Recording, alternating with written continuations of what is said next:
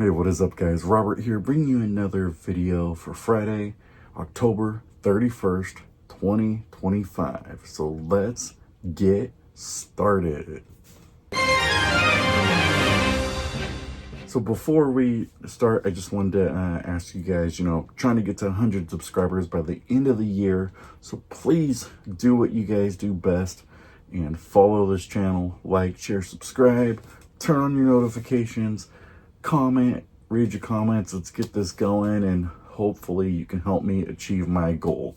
And with that, let's get into the first story of the day. The rumor mill of the PS6 might be the only one technically still going to be charging on the next gen consoles for you to play online. Reportedly, Xbox is not going to be charging gamers to be able to play online anymore. And what's starting to happen is we see Nintendo doing it a little bit, but PlayStation might continue to push their PlayStation Plus to get back into the market of us having to be able to pay to play online again. You remember back in the PS3 days, we didn't have to go and pay to play online, but reportedly Xbox is going to be dropping that on their next console. PS6 is going to continue on doing that, and yeah, we'll see what happens. Nintendo Switch has a little bit here and there. You be able to play online, and you could play free online on the PS5 with games, like Fortnite and stuff like that. But generally, you have to have a subscription to be able to play online.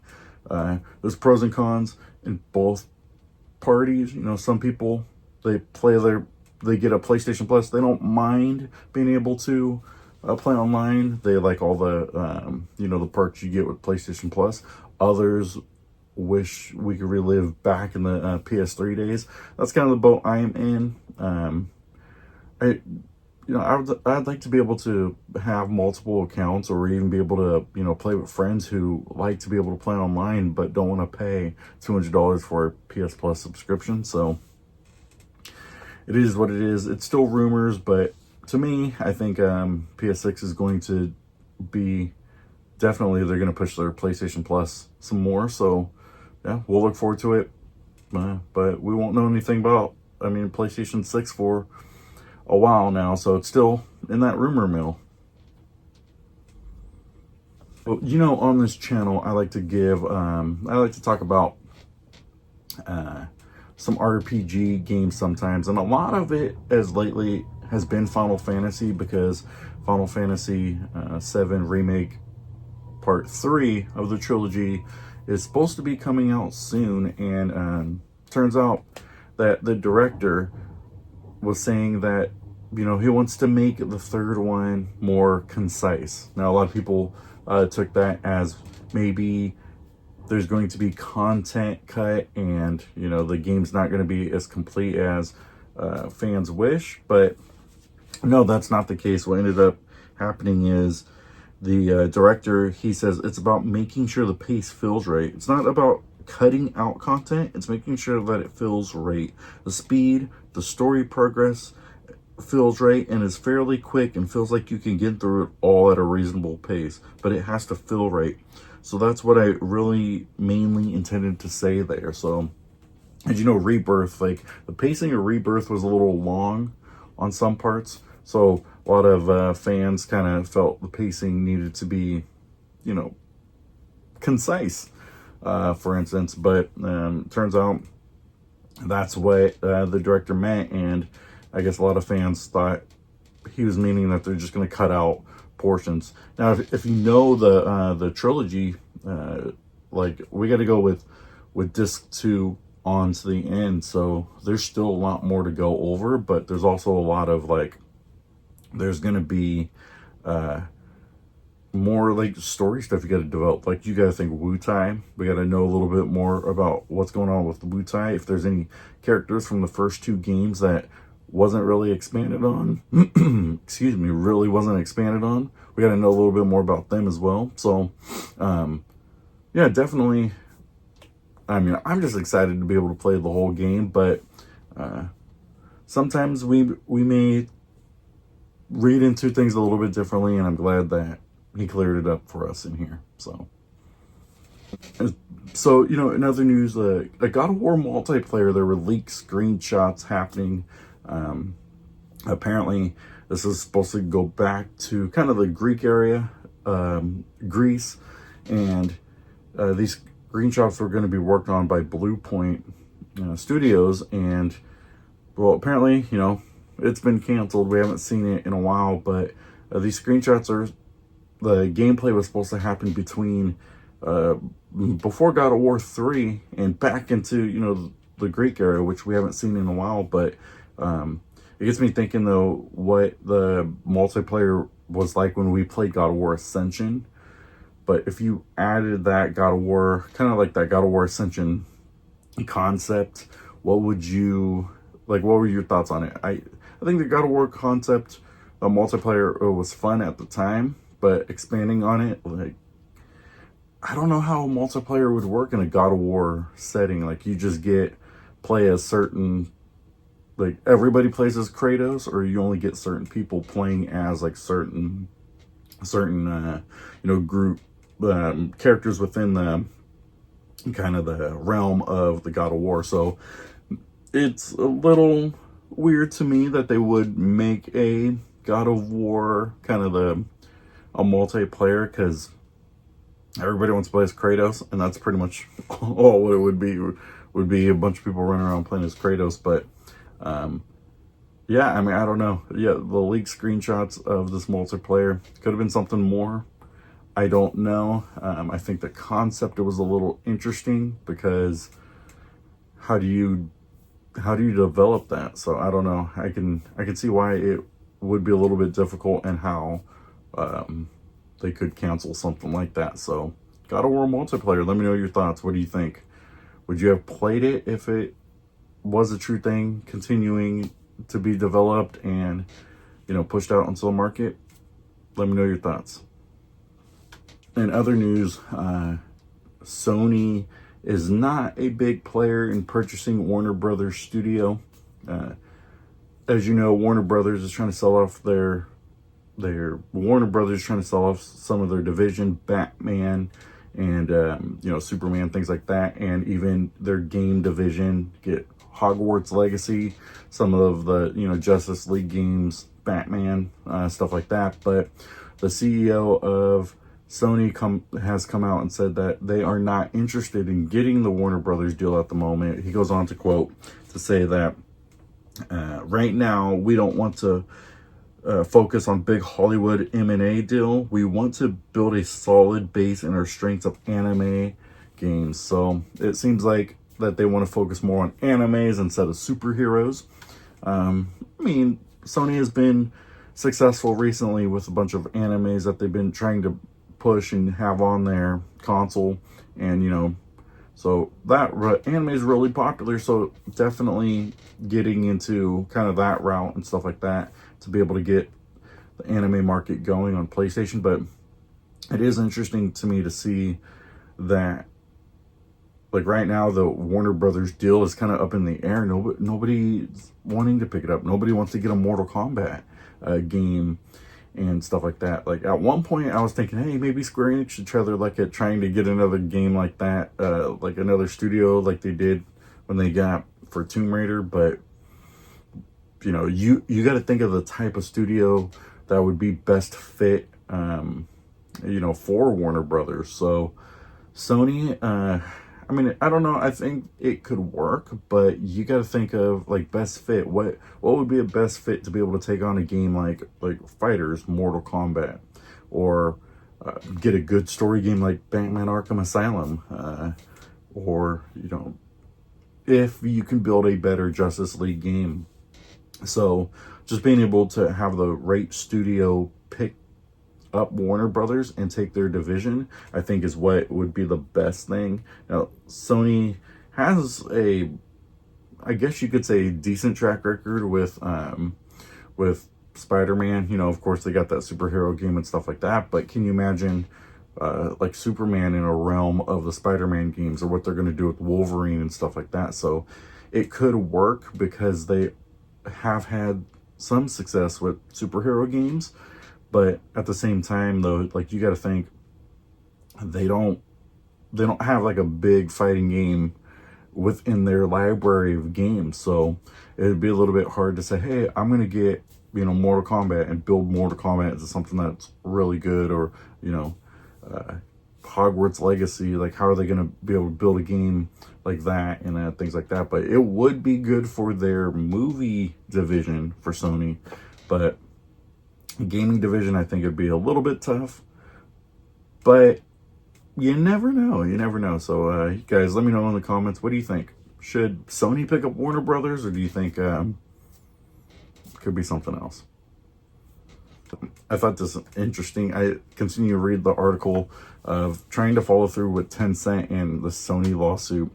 Tencent is starting to push back because they're saying that fame does not create a trademark. So, as you know, Tencent and Sony, back at one time, they ended up meeting to talk about getting together to come up with a game. And I guess, things didn't work out as they planned. Tencent ended up creating a game that is a Horizon, people call it like a Horizon clone, like a Moriam. And so Sony is trying to say that they are taking concepts of Aloy as in this new game, and they're trying to, infringe on their trademark. Well, Tencent is coming back and pushing back, saying that is not the case. And we're starting to see that this is getting really interesting. I don't know how it's going to work, because, like, they weren't there when Sony and Tencent met. They weren't there to make a Horizon game. So if I were to look at like Horizon and wanted to build a game similar to it, why couldn't I do that? Like, there's nothing in a realm of Tencent being able to, in my opinion, be able to say, like, let me copycat what Horizon has done and make it look similar. But there's nothing saying that, like, they can't do that. And I think maybe what's happening is Tencent is starting to polish their game to make it look similar to Horizon, or maybe even better. And Sony is starting to say, like, hey, this game could potentially be better, and Aloy might not be as big of a character as she once was. But the lawsuit's interesting. I like to keep up with it and give you guys news on it a little bit. But what do you guys think about this lawsuit? Do you think Tencent is correct with their statement about, trademarks and things like that, or do you think Sony is just more overreacting because they might be afraid that their IP, like Horizon, might not be as good as, because, like, think about it, Horizon Forbidden West, it sold well, but it wasn't that good as Zero Dawn. So Zero Dawn was a really great game when that first came out, and that's where I'm always talking about. You hear me always talking about taking risks in games, and that's what Guerrilla Games did with Horizon Zero Dawn. So maybe Tencent is taking a risk of making a game maybe better than Horizon, and now Sony's just worried about it and want to protect their IP. So maybe it's taken away from their profits, and they're hoping it doesn't, do something like that. So my next story, how many of you guys are pre-ordering the new Resident Evil game, Requiem? Now, apparently on a Portugal site, there was a leaked costume of Leon.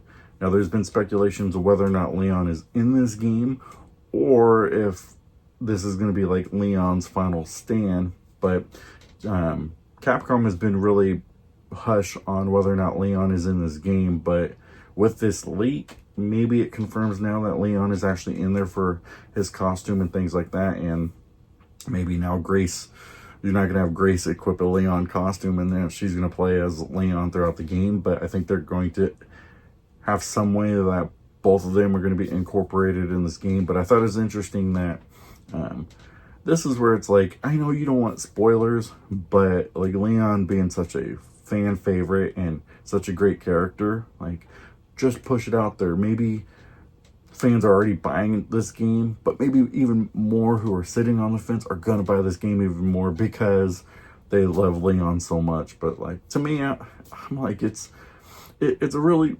weird thing that, oh, I'm gonna like be hush about whether or not Leon's in this game because I want to push a new protagonist, and you know, I want to be able to get this Grace is the whole like, oh, it's a whole thing, and Leon can't do nothing, and but yeah, it's just weird to me.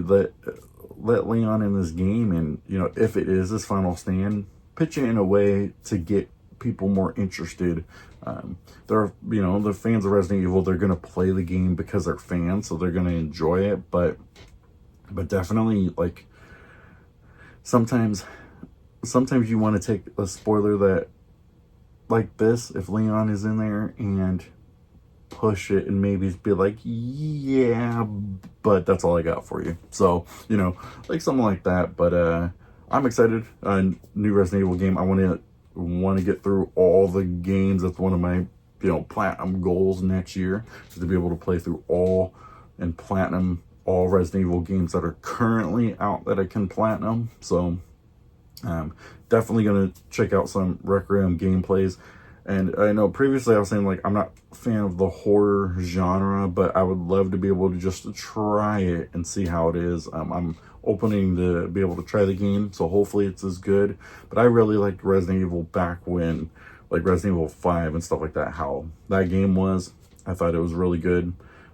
So hopefully Requiem can convince me to get into this genre and be able to play this new game. So if you haven't got your pre-order, let me know which pre-order you're going to get. I hear some people are just getting the standard edition because they don't think that the deluxe edition is worth the value of the money, which is, hey, that's a good idea. If that's what you're looking at, that's what you're looking at. All power to you, to the way you want to spend your money. It helps getting better deluxe editions and things like that. So let me know which Requiem you are going to get in the comments. And you know what? I wanted to end this segment with our November PlayStation Plus lineup. Now, the headline game is Stray. Now, I know I played this game because, you know, I'm a big cat fan, and I know Garfield's probably running around here someplace. She's usually around here when I'm filming my videos, but Stray is the top game this month, or, you know, November month of PlayStation Plus, along with World Rally Car. And then a simulator game now, the totally accurate battle simulator. I've never heard of that game, so I've been reading the comments, and some people are saying it's a weak lineup of games. Like, their headline is Stray, which is, you know, I like Stray. I played through it. It's as basic as you can get for a game with a cat. I mean, you got to think, like, it wasn't really much to do. What do you do with the stray cat? You know. Well, take her in like we did with Garfield. You know, you want to, that's what you do with the stray cat. But yeah, I mean, Stray, I think is a solid lineup to be able to have, but the other two is, you know, it's all right in my opinion. I'll still get them. I'll still try them, of course, because they're free. But yeah, a lot of people saying that this month is not that good. But I'm always for the kind of in the camp of saying, try it. Get it for free. You have PlayStation Plus, like, you're paying yearly to be able to get this PlayStation Plus. Just put the game in your library, and you know, you might be surprised. You might see gameplay of somebody playing you know, one of these games that you were on the fence about, and it might actually turn out good in your opinion. So definitely get them, add them to your library, and see what it's going to look like in your library in the future. You might actually want to play the game. So totally excited for you guys to be able to play. Let me know if you ever played Stray. I thought it was a fun game at the time. I probably won't go back and play it now, but maybe I can install it to see what Garfield's reaction is now than it was when she first saw me playing Stray at the time. So yeah, I'll be curious to know about that and be able to, you know, take a look that way. So, and with that, you know, thank you guys so much for watching. Appreciate you guys coming along and, you know, sticking to the end.